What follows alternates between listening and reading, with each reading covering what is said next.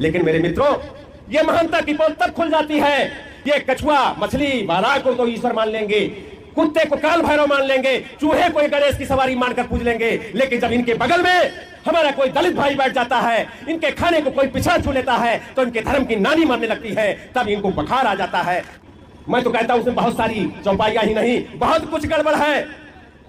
लेकिन इनके ग्रंथों में जाएंगे, मैं बहुजन समाज की बात छोड़ो, जिस दिन इस देश का क्षत्रिय समाज श्रीमद् भागवत पुराण के शमीक ऋषि के लड़के श्रृंगी ऋषि की वो बात पढ़ लेगा, जिसको गीता प्रेस गोरखपुर ने श्रीमद् भागवत पुराण के स्कंद 1 में छाप रखा है कि ये नरपत कहलाने वाले लोग उच्छिष्ट भोजी कौए के समान अन्यायी हो गए हैं, ब्राह्मणों के दास होकर दरवाजे पर पहरा देने वाले कुत्ते के समान अपने स्वामी का निरादर करने लगे हैं। ब्राह्मणों ने क्षत्रियों को अपने दरवाजे का द्वारपाल बनाया था, इन्हें हमारे घर में घुसकर हमारे बर्तनों में खाने का अधिकार नहीं है, यह गीता प्रेस लिखती है श्रीमद् भागवत पुराण। मित्रों, यह आयोजन ऐसे समय में हो रहा है, कफस की तीलियों को कौन तोड़े, मौत का कोई यहां मारा नहीं है। जब ऐसा भय पैदा किया जा रहा हो, देश में माहौल बनाया जा रहा हो इस तरीके का, तब ये कार्यक्रम जो आयोजित कर रहे हैं, इसके आयोजक साथी बहुत बहुत धन्यवाद के पात्र हैं। लेकिन जब ये माहौल बनाया जाता है कि कफस के तीलियों को कौन तोड़े, मौत का कोई यहां मारा नहीं है, तो हमारे महापुरुषों ने जो दिया है, या हमारे मंच पर बैठे हुए जो चीज देना चाहते हैं, उनके तरफ से मैं 2 पंक्तियां कहना चाहता हूं। हम वो सिलसिला है जो तपन जी रहे हैं, तपन जिंदगी में तपन पी रहे हैं, जो छीन करके बने हैं मसीहा, जो छीन करके तुमसे बने हैं मसीहा, उन्हीं के सपन का कफन सी रहे हैं, कफन सी रहे, कफन सी रहे हैं। मित्रों, आज जो ये कार्यक्रम है, बाबू जगदेव प्रसाद की जयंती, मां रमाई उनकी जयंती, छत्रपति शिवाजी महाराज की जयंती और पेरियार ललई सिंह यादव जी के स्मृति दिवस को संयुक्त रूप से मनाने का कार्यक्रम रखा गया। यहां थोड़ा सा दोहरापन आपको दिखाई पड़ रहा होगा, जो साथी विचारधारक नहीं जानते उन्हें। आप बाबू जगदेव प्रसाद जी के संघर्ष को जानते हैं, रमाबाई अंबेडकर के संघर्ष को जानते हैं, पेरियार ललई सिंह के संघर्ष को जानते हैं, लेकिन शिवाजी महाराज का जो संघर्ष है वो उत्तर भारत में भगवा रंग की बलि चढ़ गया था, जिसे आज जनाने की जरूरत है समाज। मित्रों, इसी नाते मैं उन महामानवों भारत लेनिन के बारे में, मां रमाई के बारे में और पेरियार ललई सिंह के बारे में चर्चा न करके थोड़ा सा छत्रपति शिवाजी के बारे में चर्चा करूं। आप जानते हैं, छत्रपति शिवाजी किसी राजा के लड़के नहीं थे, एक साधारण सिपाही के लड़के थे, जो अपनी मजदूर किसानों की सेना तैयार करके कभी मुगलों के लिए, कभी बीजापुर के लिए, कभी अहमदनगर के लिए ला करते थे। ऐसे शाह जी के संतान थे छत्रपति शिवाजी महाराज। छत्रपति शिवाजी जब 12 साल के थे, तभी उन्होंने स्वराज का सपना देखा, और वो कैसा स्वराज, इस देश में 2 स्वराज संस्थापक माने गए, एक छत्रपति शिवाजी ने स्थापित किया और एक ने स्वराज हमारा जन्मसिद्ध अधिकार है कहा, लेकिन दोनों में जमीन आसमान का अंतर था। शिवाजी महाराज ने स्वराज स्थापित किया और वहीं तिलक ने स्वराज हमारा जन्मसिद्ध अधिकार है कहकर ये कहा कि ये तेली तमोली कुर्मी अहिर यादव और ये जिनको हम नीच मानते हैं, ये लोग क्या संसद और विधानसभा में जाकर हल चलाएंगे या खेती करेंगे। तो सोचे, दोनों के स्वराज में एक बड़ा अंतर था। ऐसे शिवाजी महाराज के बारे में एक बड़ा जीवन है उनका, बड़ा संघर्ष है। 2-3 बिंदु में लेना चाहता हूं। एक तो छत्रपति शिवाजी महाराज, उनकी सेना में कौन लोग थे?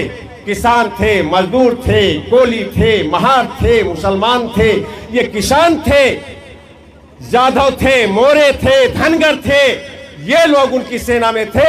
इन सबको मिला करके उन्होंने अपनी सेना तैयार की। लेकिन हमारा समाज चूंकि पढ़ा लिखा नहीं है, पढ़ने लिखने दिया नहीं गया था, यह अधिकार नहीं था, तो कलम जिनके हाथ में रही, महामना ज्योतिबा फूले ने जिन लोगों को कलम कसाई कहा है, ऐसे लोगों ने जब लेखनी चलाई तो छत्रपति शिवाजी के बारे में क्या लिखा गया कि सैनिकों की रोटी रखी, हिंदुओं की चोटी रखी और ब्राह्मणों का जनेऊ रखा। वो न होते तो ये सब नहीं रह जाता। और उन्हें गोद प्रतिपालक बताया गया और उनके एक बड़े गुरु बता दिए गए, समर्थ गुरु रामदास। समर्थ गुरु रामदास और दादा कोंडदेव जी, इन दोनों दो ब्राह्मण नेताओं को शिवाजी का अगुवा बताकर कि इनके नाते छत्रपति शिवाजी महाराज आगे बढ़े। है क्या इस देश में, हमारे नीरज भाई कहा करते, मैं उन्हीं की बात को थोड़ा दोहराता। इस देश में जो वर्ण व्यवस्था बनाई गई, उन्होंने ये मान लिया कि विद्वान केवल ब्राह्मण होता है और वीर केवल क्षत्रिय होता है। और इसी नाते चंद्रगुप्त जैसे महान पराक्रमी इस देश के चक्रवर्ती राजा के साथ कल्पित पात्र चाणक्य जोड़ दिया गया, जबकि उस समय तक संस्कृत का विकास नहीं हुआ था और चाणक्य की कल्पित ग्रंथ अर्थशास्त्र को चाणक्य का लिखा हुआ बताया जाता है। बहुत सारी बातें हैं, उस पर तर्क नहीं देना चाहूंगा। महामना कबीर के साथ रामानंद को जोड़ दिया। रामानंद की विचारधारा और कबीर की विचारधारा जमीन आसमान का अंतर है, लेकिन उनका शिष्य बना दिया गया। यही काम गुरु प्रवर रविदास के साथ बना दिया गया और उन्हें जूता बनाते हुए दिखाया गया। जो व्यक्ति इतना बड़ा चिंतनकार हो, जिसकी शिष्या मीरा जैसे लोग हो जाते हो, वो आदमी जूता बनाएगा। लेकिन आपके दिमाग में भरने के लिए कि तुम चाहे जितने ऊंचे हो जाओ, चाहे जितने विद्वान हो जाओ, लेकिन तुम्हारा काम यही है, ये दिखाने के लिए फर्जी तरीके से उनसे जूता बनवाने और रामानंद का शिष्य दिखाने का काम उनको किया। मित्रों, यही काम छत्रपति शिवाजी के साथ किया गया। हमारे बहुत सारे नायकों के साथ ये बात की गई, यही काम छत्रपति शिवाजी के साथ किया गया। और मैं एक बात कहना चाहता हूं, शिवाजी के जीवन से एक राज तिलक की घटना जोड़ी जाती है। हम लोग भी जब अज्ञान थे, शुरू में जब हम लोगों ने काम शुरू किया अर्जक संघ के माध्यम से, DS4 के माध्यम से, तब हम लोग भी बोलते थे कि गागा भट्ट ने उनका पैर के अंगूठे से राज तिलक किया। लेकिन मराठा सेवा संघ को पढ़ करके, अपने साथियों को सुन करके जो मंच पर बैठे हैं, इस बात पे हमने चिंतन किया। छत्रपति शिवाजी महाराज, उनका पूरा इतिहास पढ़िए। जिस समय अफजल खां से उनके समझौते की बात होती है और उनकी हत्या करने के लिए एक ब्राह्मण भास्कर कुलकर्णी आगे आता है, उस समय अगर वो ब्राह्मण को इतना सम्मान देते होते तो उसका सर कलम नहीं करते, उसको बंदी बनाते। लेकिन छत्रपति शिवाजी महाराज ने भास्कर कुलकर्णी का सिर कलम किया। जीवाजी विनायक ने धोखा किया, उन्हीं का एक सेना के टुकड़ी का अगुआ था, उसको दंडित किया उन्होंने। इस तरीके से बहुत सारे काम हैं। और जब राज तिलक की बात अगर कही जाती है, तो राज तिलक अगर ब्राह्मणों ने इनकार किया था, पूना के ब्राह्मणों ने, और वास्तव में गुरु था समर्थ गुरु रामदास, तो उस समय छत्रपति शिवाजी के लिए एक शब्द क्यों नहीं बोला? क्योंकि उनसे उसका दूर तक नाता नहीं था। ठीक उसी तरीके से है, अगर आप आगे बढ़ जाते हैं तो सब कुछ जानते हुए आदमी पहले से कहता है, जजमान खुश रहो, ताकि आप प्रणाम करो या न करो। ठीक वही बात उन्होंने शुरू की कि छत्रपति शिवाजी इतना आगे बढ़ चुके हैं, उन्होंने बीजापुर और अहमदनगर और मुगल सल्तनत के बीच अपना स्वराज्य स्थापित किया था। इस नाते जबरदस्ती उनका गुरु बनने का काम किया। अब शिवाजी के न्याय के बारे में थोड़ा देख लीजिए। शिवाजी को मुसलमानों का दुश्मन बताया जाता है और खास करके 2-3 पात्र ऐसे हैं, शिवाजी, सरदार पटेल, ऐसे लोग हैं जिनको भगवा रंग ने अपने रंग में रंग करके प्रस्तुत करने का काम किया है, इतिहास को झुठलाने का काम किया है। वास्तव में इस देश का इतिहास नहीं लिखा गया, मिथ लिखा गया, झूठ लिखा गया, नकारात्मक लिखा गया, ब्राह्मणवाद परोसा गया, मनुवाद परोसा गया इतिहास में। तो शिवाजी के बारे में जो उन्होंने लिख दिया, उसको थोड़ा सा आप समझने का प्रयास करें। शिवाजी का न्याय कैसा था? शिवाजी और तो बच्चों का बड़ा सम्मान करते थे। 3 घटनाएं मैं आपको देना चाहता हूं। गौहर बानू की घटना आप जानते होंगे, जिस समय उनका सेनापति आवजी सोमदेव उनको कैद करके गौहर बानू को दुश्मन की बहू लाता है और जब दरबार में प्रस्तुत की जाती है, शिवाजी सिंहासन से उतरते हैं, उनके पास आते हैं और कहते हैं, बेटी काश मेरी माँ भी इतनी सुंदर होती तो मैं भी और सुंदर पैदा हुआ होता। आप सोच सकते हैं माँ और बेटी का सम्मान देते हैं। शिवाजी की उम्र उस समय केवल 25 साल की है, इसका भी आपको अंदाजा होना है। सावित्री देशमुख जो औरंगजेब की तरफ से लड़ने गई थी शिवाजी को बंदी बनाने के लिए, मुगल सैनिकों के साथ में शिवाजी के लोगों ने बंदी बना लिया। बंदी बनाने के बाद भी, ब्राह्मण की बहू होने के बाद भी सावित्री देशमुख उर्फ राय बाघिन जिसको इतिहास में कहा गया है, शिवाजी ने सम्मान के साथ डोली में बैठाकर उसको अपने वापस भिजवाया, घर भिजवाया। यह छत्रपति शिवाजी का सम्मान था। उन्हीं के एक सेनापति सकूजी गायकवाड़ ने, जो कर्नाटक से लौट रहे थे, और बेलवाड़ी की देसाई विधवा सावित्रीबाई देसाई, उसके लोगों ने उन बैलगाड़ियों को लूट लिया जिसमें सामान था शिवाजी का। सकूजी गायकवाड़ से युद्ध हुआ, 27 दिन युद्ध चला और इसके बाद सकूजी गायकवाड़ ने कुछ दुष्टता उसके साथ कर दी चारित्रिक रूप से। जब शिवाजी को यह बात पता चली, अपने ही सेनापति की दोनों आंखें फुड़वा करके जीवन पर्यंत कैद में डलवाया। कहा बच्चों और औरतों के प्रति ऐसा निर्णय लेने का अधिकार शिवाजी नहीं देता। ऐसा न्याय था छत्रपति शिवाजी महाराज। इस तरीके से शिवाजी थे। जहां तक मुसलमानों की बात कही जा रही है, शिवाजी की सेना में दौलत खां और दरिया खां जैसे सेना नायक थे। मुल्ला काजी हैदर उनका निजी सचिव था। इब्राहिम सिर्दी उनका तोपखाने का अगुआ था और बहुत सारे सिपाही उनकी सेना में थे जो मुगलों से लड़ रहे थे, बीजापुर से लड़ रहे थे, अहमदनगर से लड़ रहे थे। अगर शिवाजी हिंदू मुसलमान की लड़ाई लड़ रहे होते तो शायद उनके लिए कोई मुसलमान लड़ने के लिए नहीं जाता। गौहर बानू की घटना हमने बताई। शिवाजी के गुरुओं में पीर सूरावर्दी जैसे गुरु भी थे जो मुसलमान थे। दक्खन की एक भी लड़ाई बिना उनकी दुआ लिए शिवाजी महाराज ने लड़ी ही नहीं। तो इस तरीके से शिवाजी की लड़ाई किसी हिंदू मुसलमान की लड़ाई नहीं थी। शिवाजी की लड़ाई आप दबे कुचले लोगों के अधिकारों की लड़ाई थी, जिन्हें वो इंसान बनाना चाहते थे, जिनका अधिकार छीना गया था, जिन्हें कुत्ता बिल्ली से बदतर बनाया गया था, उन्हें इंसान बनाना चाहते। मित्रों, ऐसे छत्रपति शिवाजी महाराज, बहुत लंबा इतिहास है, मैं नहीं ज्यादा जाना चाहूंगा। आज ऐसे समय में जब आपका कार्यक्रम हो रहा है तो मैं 2-3 बातें कह करके आपसे विदा ले लूंगा।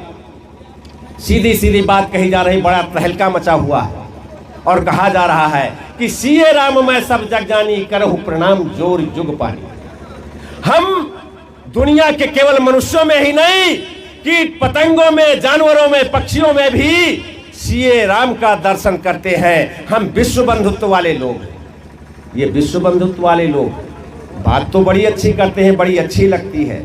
जब ये कहते हैं हमने मछली को भी भगवान मान लिया, कछुए को भगवान मान लिया और 12 सुअर जैसे जानवर को भी हमने भगवान मान लिया, हमने कल्पित नरसिंह अवतार भी बना लिया, वामन को भगवान मान लिया और माँ की हत्या करने वाले को भी हमने भगवान मान लिया, तो हम तो बहुत महान हैं। लेकिन मेरे मित्रों, ये महानता की पोल तब खुल जाती है, ये कछुआ मछली बारह को तो ईश्वर मान लेंगे, कुत्ते को काल भैरव मान लेंगे, चूहे को ये गणेश की सवारी मानकर पूज लेंगे, लेकिन जब इनके बगल में हमारा कोई दलित भाई बैठ जाता है, इनके खाने को कोई पिछड़ा छू लेता है, तो इनके धर्म की नानी मरने लगती है, तब इनको बुखार आ जाता है, तब इनको कोई दवा काम नहीं करती है। तो ऐसी स्थिति में आपको समझना, अभी एक चौपाई पे बात उठी है, मैं तो कहता हूं उसमें बहुत सारी चौपाइयां ही नहीं, बहुत कुछ गड़बड़ है, लेकिन इनके ग्रंथों में जाएंगे। मैं बहुजन समाज की बात छोड़ो, जिस दिन इस देश का क्षत्रिय समाज श्रीमद् भागवत पुराण के समीक ऋषि के लड़के श्रृंगी ऋषि की वो बात पढ़ लेगा, जिसको गीता प्रेस गोरखपुर ने श्रीमद् भागवत पुराण के स्कंद 1 में छाप रखा है कि ये नरपत कहलाने वाले लोग उच्छिष्ट भोजी कौए के समान अन्यायी हो गए हैं। ब्राह्मणों के दास होकर दरवाजे पर पहरा देने वाले कुत्ते के समान अपने स्वामी का निरादर करने लगे हैं। ब्राह्मणों ने क्षत्रियों को अपने दरवाजे का द्वारपाल बनाया था। इन्हें हमारे घर में घुसकर हमारे बर्तनों में खाने का अधिकार नहीं है। यह गीता प्रश्न लिखती है श्रीमद् भागवत पुराण में, जिसको न पता हो खोल करके देख लो। यह बात अगर क्षत्रिय जानेगा उसको बड़ा अच्छा लगेगा। आप निरादर को धर्म बता रहे हो। इंसान इंसान की बात पूरी दुनिया में है, और यही कारण है कि दुनिया से जहां स्पार्टा से हेलेट खत्म हो गया, पूरी दुनिया से दास प्रथा खत्म हो गई, जर्मन का जू खत्म हो गया, इंग्लैंड का विलन नहीं रह गया और अमेरिका का नीग्रो नहीं रह गया, सबको समानता आ गई। वहीं आपके देश में धर्म के नाम पर आज करोड़ों करोड़ों लोग गुलामी का जीवन जी रहे हैं। बड़े फक्र से लोग कहते हैं कि हमारे देश के मूल के आदमी को इंग्लैंड ने प्रधानमंत्री बना दिया। अरे आपके देश के आदमी के मूल का जो आदमी था उसको प्रधानमंत्री बना दिया, वो देश जो यहाँ शासन करता था। और आप जिसे बड़े पद पे पहुंचा देते हैं वो भी मंदिर में घुसने नहीं पाता, उसे सीढ़ियों पर बैठा के पूजा करवाते हैं। आपको शर्म आनी चाहिए। बाबा साहब डॉक्टर अंबेडकर ने अगर पढ़ाई के समय उन्हें पानी का घड़ा छूने का अधिकार नहीं था, इतना बड़ा संविधान, दुनिया का सर्वश्रेष्ठ संविधान लागू होने के बाद भी आज जब राजस्थान का एक बच्चा पानी का घड़ा छूने के लिए मार दिया जाता है तो आपको शर्म नहीं आती क्या? आपको अपने धर्म ग्रंथों पर चिंता नहीं होती क्या? और नहीं चिंता करोगे तो दिन दूर नहीं, ये समाज जागने लगा है, और जब जागने लगा है आपके लिए वो धर्म होगा, आपके लिए धर्म होगा। इस देश में विभिन्न धर्मों के लोग हैं। हमारे मुसलमान भाई हैं, कुरान शरीफ उनके लिए सबसे अच्छा ग्रंथ है, लेकिन जो मुसलमान नहीं है कुरान शरीफ का उतना ही आदर तो नहीं करता, क्योंकि जानता ही नहीं। बाइबिल ईसाइयों का धर्म ग्रंथ है, लेकिन जो ईसाई नहीं है उस बाइबिल का उतना सम्मान तो नहीं करता है। इसी तरीके से गुरु ग्रंथ साहिब है, त्रिपिटक है, और आपके जो ग्रंथ हैं इनको तो जो जानेगा उसमें भी गड़बड़ होगा।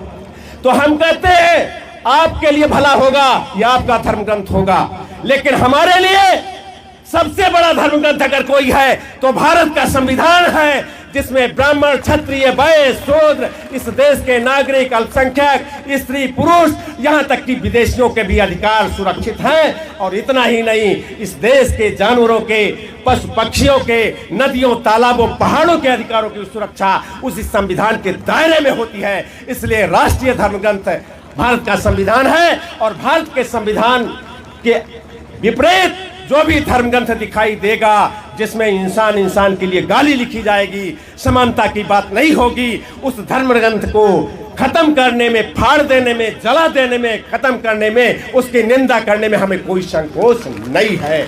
मित्रों, क्योंकि हम बहुत सारे साथी हैं, मैंने समय ज्यादा ले लिया। इतना बड़ा मंच मिल जाता है तो मन होता है कि बड़ी देर तक बोलता रहूं। इस नाते अपनी वाणी को विराम देने के पहले मैं दुष्यंत कुमार की गजल की पंक्तियां पढ़ता हूं जो बहुत पसंद है। हो गई है पीर पर्वत से पिघलनी चाहिए, फिर हिमालय से कोई गंगा निकलनी चाहिए। सिर्फ हंगामा खड़ा करना मेरा मकसद नहीं, मेरी ये कोशिश है ये सूरत बदलनी चाहिए। आज ये दीवार पर्दों की तरह हिलने लगी, शर्त है लेकिन के बुनियाद हिलनी चाहिए। हर गली में, हर नगर में हाथ लहराते हुए बात चलनी चाहिए। मेरे सीने में न सही तो आपके सीने में सही हो कहीं भी आग, लेकिन आग जलनी चाहिए।